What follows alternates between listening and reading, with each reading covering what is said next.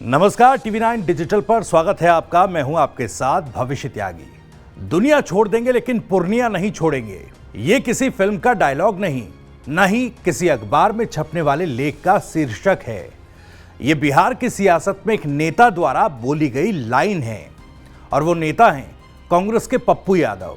पप्पू यादव जिसे एक वक्त सीमांचल का सबसे बड़ा बाहुबली होने का तमगा हासिल है।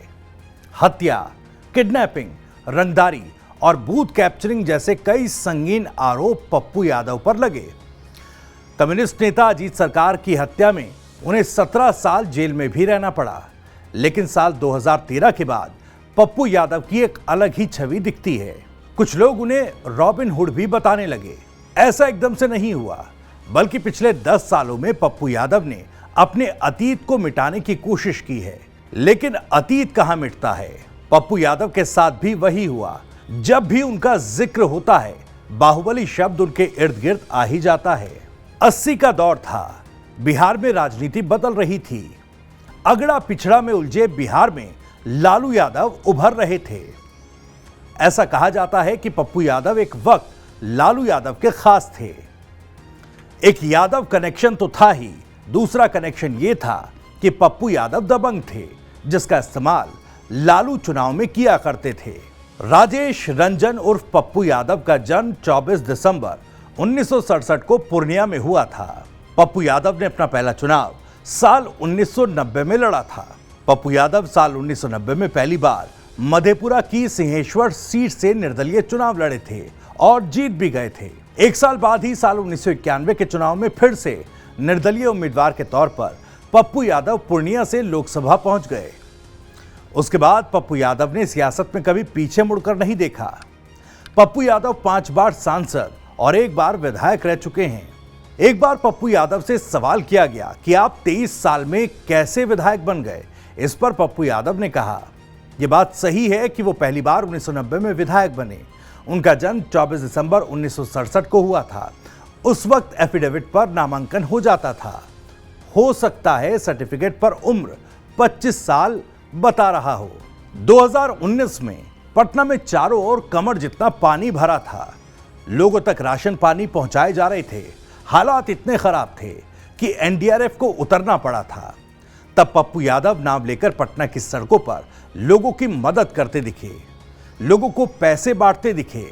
कहीं अपना काफिला रोककर छात्रों से बात करने लगते हैं, तो कभी एक्सीडेंट हुए घायल व्यक्ति की मदद करने लगते हैं। वो पिछले 10 साल में बिहार में अपनी छवि बदलते हुए दिख रहे हैं। स्टूडेंट्स के आंदोलन को पप्पू यादव अपना आंदोलन बताकर समर्थन देते हैं।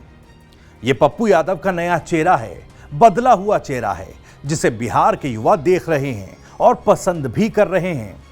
लेकिन एक तबका है जो अक्सर उनके अतीत की बात करता है, और जब पप्पू यादव के अतीत की बात होती है तो फिर उन पर कई तरह के सवाल भी खड़े होते हैं। पप्पू यादव के लिए 1990 का साल काफी अहम था। लालू यादव नए नए मुख्यमंत्री बने थे। प्रधानमंत्री वीपी सिंह ने मंडल कमीशन लागू करने का ऐलान कर दिया था। लड़ाई अगड़े नेताओं और पिछड़े नेताओं की शुरू हो गई थी। उस दौर में आनंद मोहन इसी क्षेत्र में राजपूत नेता के तौर पर उभर रहे थे और पप्पू यादव यादवों के नेता के तौर पर। संयोग है कि दोनों इसी साल पहली बार विधायक बने थे। दोनों एक ही पार्टी में थे।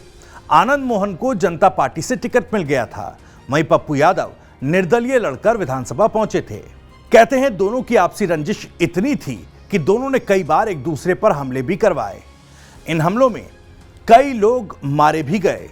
लालू यादव शुरुआत में न तो आनंद मोहन और न ही पप्पू यादव को महत्व देते थे, लेकिन बिहार में अगड़े और पिछड़े के विभाजन में ऐसा समीकरण बना कि आनंद मोहन लालू से दूर होते चले गए और पप्पू यादव लालू के इतने करीब आ गए कि उन्हें लालू का उत्तराधिकारी कहा जाने लगा। लेकिन जल्द ही दोनों का मोह भंग हो गया। लालू ने पप्पू यादव को पार्टी से निकाल दिया। इसी दौर में पप्पू यादव पर सीपीएम नेता अजीत सरकार की हत्या का आरोप लगा और 1999 में गिरफ्तार कर लिए गए। सिक्किम की बेउर जेल में रहने के दौरान पप्पू यादव की खातिरदारी के चर्चे सामने आए तो उन्हें तिहाड़ जेल भेज दिया गया। फरवरी 2008 में विशेष सीबीआई अदालत ने पप्पू यादव और 2 अन्य को सीपीआई नेता की हत्या का दोषी ठहराते हुए उम्र कैद की सजा सुनाई। हालांकि मई 2013 को पटना हाईकोर्ट ने पर्याप्त सबूत न होने के अभाव में पप्पू यादव को बरी कर दिया। पप्पू यादव बाहुबली रह चुके हैं, लेकिन साल 2015 में उन्हें सर्वश्रेष्ठ सांसद का पुरस्कार भी मिला था।